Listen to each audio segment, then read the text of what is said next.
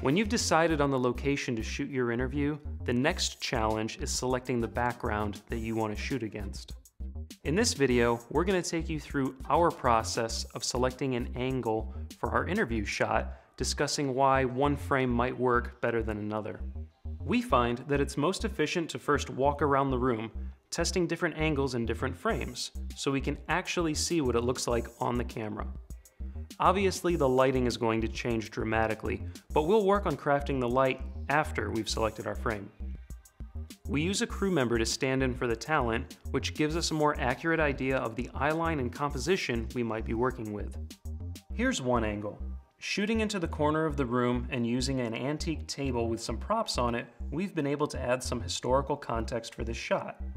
We're distracted by how the frame is split in half by the wooden window frame against the wallpaper.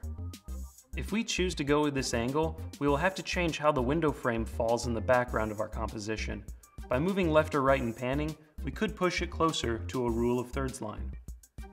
Here's another option for an angle in this room. We really like the fireplace. The mantle creates a nice leading line toward our subject. We're not shooting directly into the corner, so it would be easier to craft our light onto the wall. If we choose to go with this angle, we will need to remove the lamp behind our subject's head. Having shapes or objects appearing to protrude from the subject's head is very undesirable.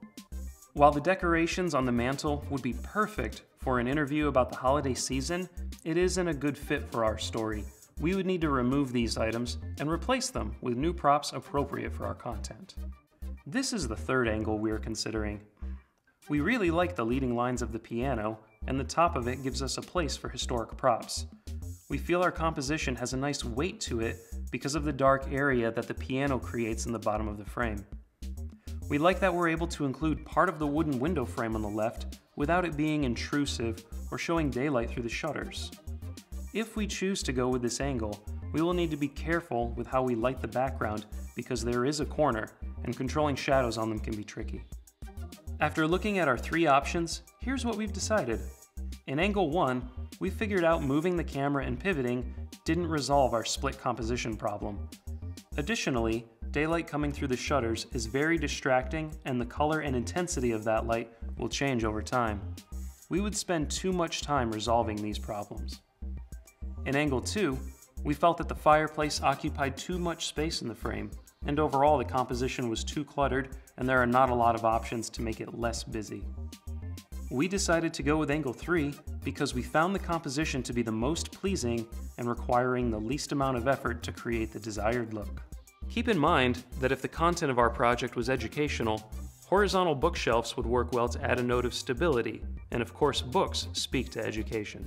If the content was overly dramatic, we might black out the background completely, so the wall decor wouldn't matter as much.